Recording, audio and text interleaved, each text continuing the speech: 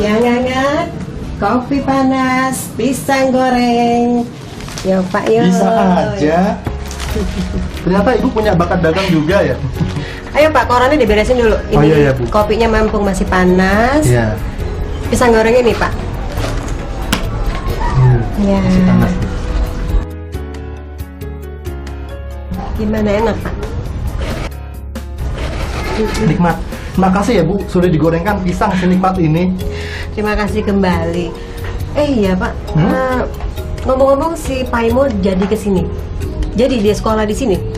Ya jadi toh Bu. Kasihan si Paime kalau di kampung terus, nanti tidak maju-maju dia. Iya ya Pak, ya kasihan. Sudah sebesar apa dia sekarang ya? Iya ya.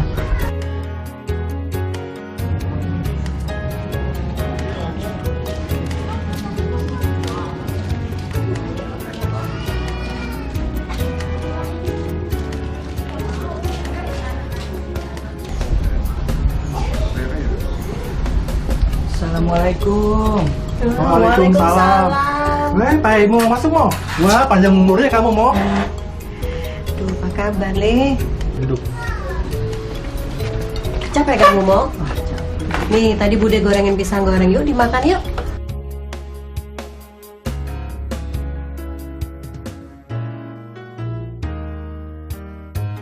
Ayo dong dimakan pisang gorengnya.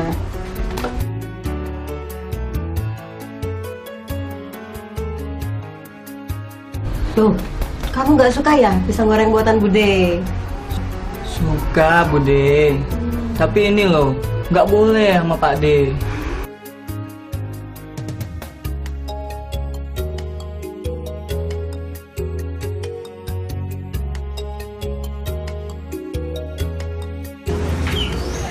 Pakai yang kanan, tangan yang kanan, Mo.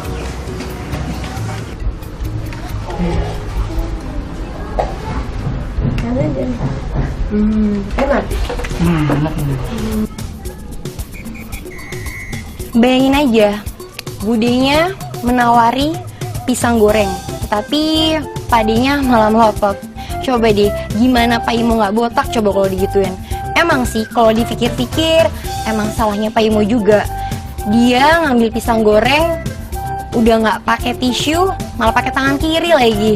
Aduh, itu kan sama aja dia udah menyalahi peranata sosial. Bagi kebanyakan masyarakat Jawa, memberi dan menerima sesuatu dari orang lain harus menggunakan tangan kanan. Iya? Apa? Kenapa? Oh, peranata sosial. Peranata sosial itu kan suatu organisasi, pola berpikir, dan pola perilaku yang terwujud melalui aktivitas kemasyarakatan.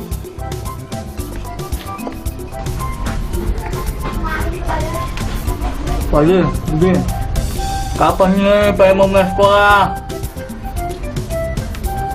Kak Suti mana? Kok nggak ada? Dari tadi nggak kelihatan. Pak D, Bude. Kak Suti mana?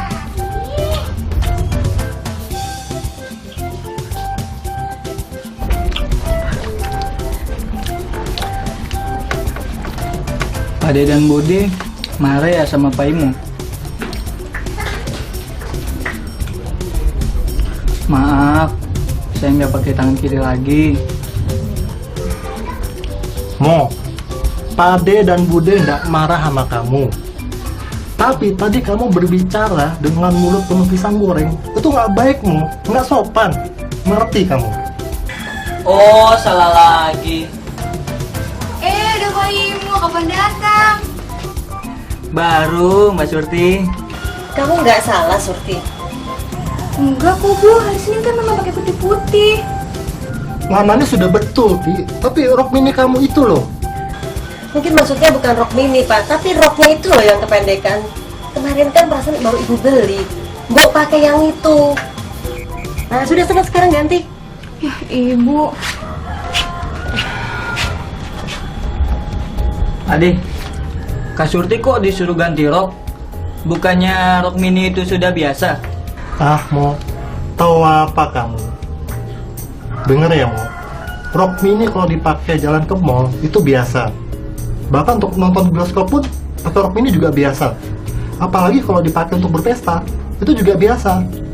Tapi kalau dipakai untuk sekolah, itu tidak biasa, tidak pantas. Itu sama saja kalau kamu ke pasar memakai baju benang. Itu tidak sesuai dengan penata sosial yang berlaku di masyarakat kita. Hehehe. Ke pasar kok pakai baju renang? Pak De ini ada-ada saja. Oh iya Pak De, itu apa ya tadi ya? Oh iya, itu penata sosial itu apa sih Pak De? Penata sosial itu kecenderungan pola pikir dan pola perilaku seseorang yang terwujud melalui aktivitas kemasyarakatan. Nah, dengan adanya pranata sosial yang sama akan mengikat keutuhan masyarakat kita.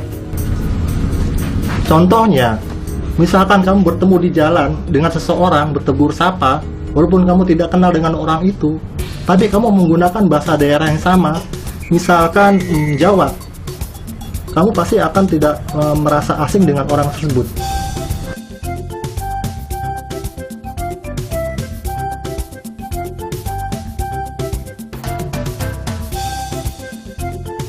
Oh iya. Pak De, tadi kan saya menanyakan alamat Pak De di tukang rokok di ujung jalan situ. Pakai bahasa Jawa, langsung akrab. Iya kan? Betul kata Pak Demo itu, Mo.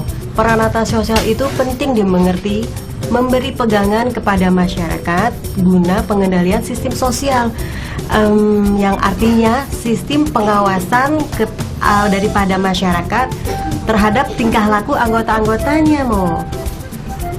Bingung saya Bude. Begini misalnya, Bude punya anak Surti. Bude selalu mendidik Surti untuk selalu menyesuaikan diri dengan kaidah-kaidah di dalam keluarga. Itu namanya pranata dalam keluarga, Mo. Contoh lainnya Bude? Lainnya begini, Bude selalu mengajarkan Kak Surtimu untuk berbicara sopan terhadap temannya atau kepada orang yang lebih tua daripada usianya. Seperti contohnya, seorang ibu yang mengajarkan anaknya untuk sayang kepada kakaknya, begitu juga kakaknya terhadap adiknya.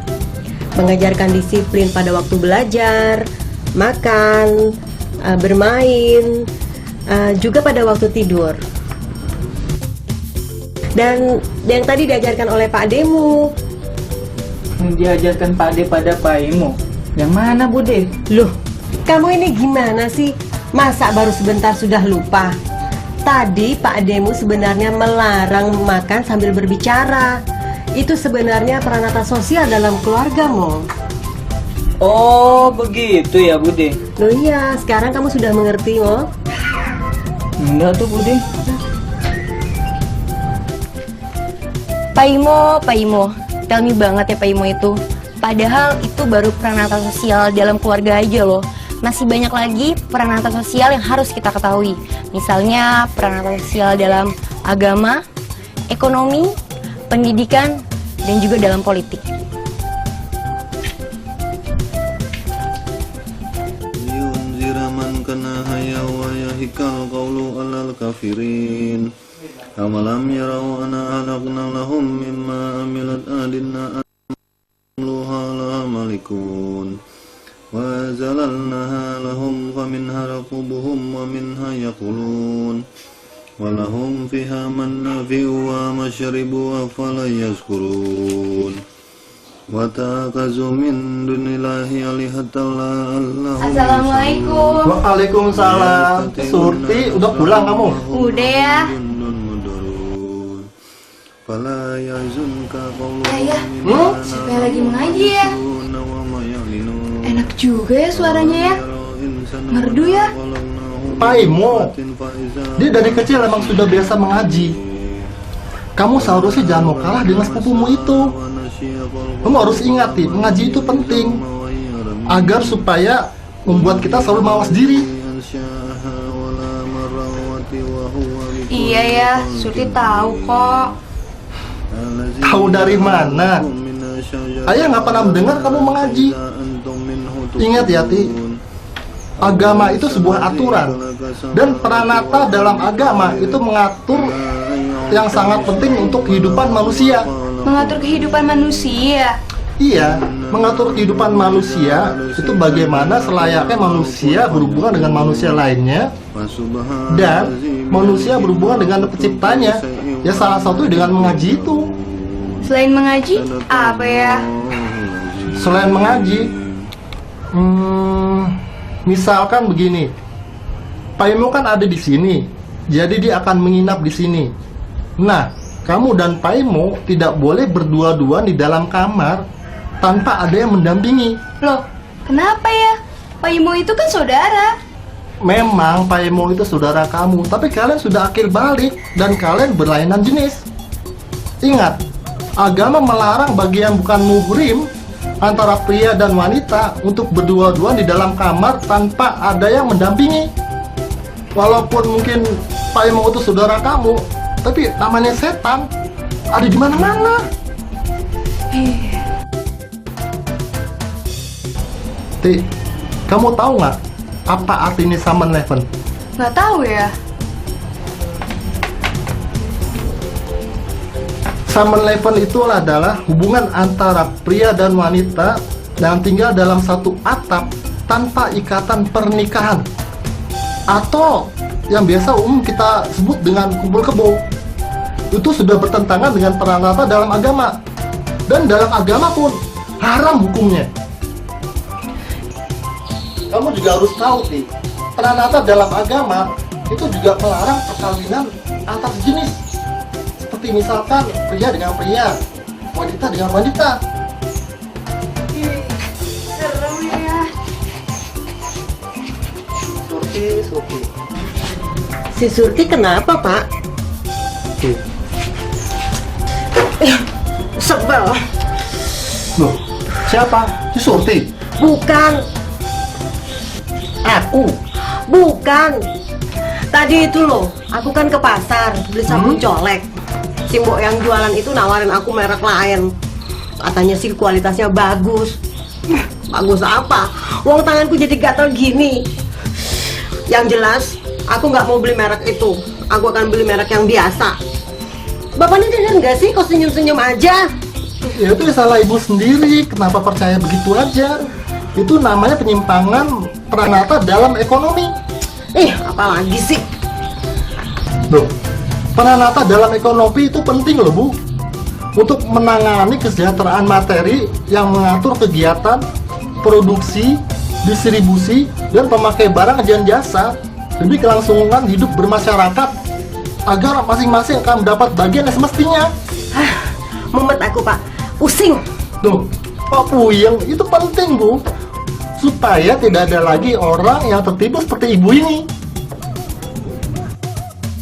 Supaya tidak ada lagi pedagang yang bilang barangnya bagus padahal jelek. Dan juga supaya tidak ada lagi pedagang yang menambah berat pada timbangannya hingga pembeli merasa dirugikan karena tidak sesuai dengan yang diinginkannya. Dan supaya tidak ada orang yang membungkakan uangnya. Itu, Bu, beberapa contohnya.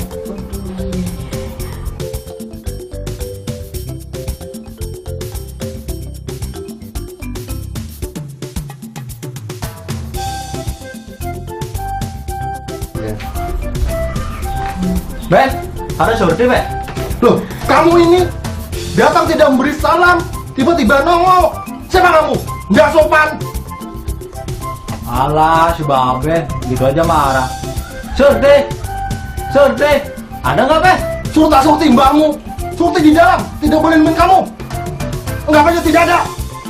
Pak, sabar.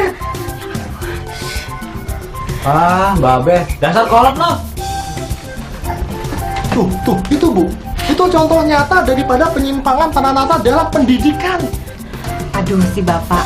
Itu apa lagi sih, Pak? Begini, Bu. Kalau orang tua mendidik anaknya dalam proses membimbing manusia dari kegelapan kebodohan menuju kecerahan pengetahuan, atau dengan kata lain, dari dia tidak tahu menjadi tahu, anaknya pasti tidak seperti si Gondrong itu tadi. Gondrong siapa ya? Itu si Gondrong. Ayah sudah yakin dia pasti tidak berpendidikan.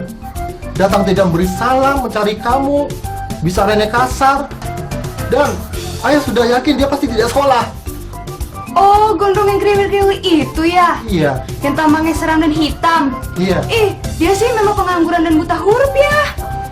Iya, rambut gondrong, kulit hitam. Celana aku tambal sulam begitu. Dan perilakunya seperti orang mabuk. Ayah sudah yakin dia pasti tidak sekolah. Assalamualaikum. Waalaikumsalam. Nah ini contoh yang berpendidikan, berpakaian rapi, memberi salam, penuh dengan tata krama.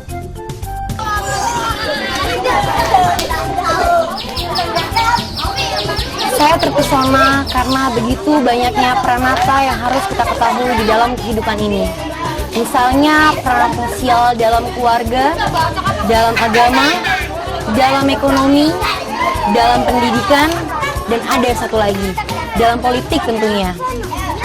Pranata dalam politik adalah peraturan-peraturan untuk memelihara tata tertib, untuk mendamaikan pertentangan-pertentangan yang akan terjadi. Pranata dalam kehidupan akan berkaitan dengan kehidupan berpolitik dan menyangkut tujuan-tujuan dari keseluruhan masyarakat agar tercapainya suatu keteraturan dan tertib kehidupan dari yang paling bawah yaitu RT sampai lingkungan atas yaitu negara. Kalau sudah bicara politik rasanya badan jadi alergi. Lebih baik sekarang kita merenungkan kembali berbagai pranata yang sudah kita ketahui.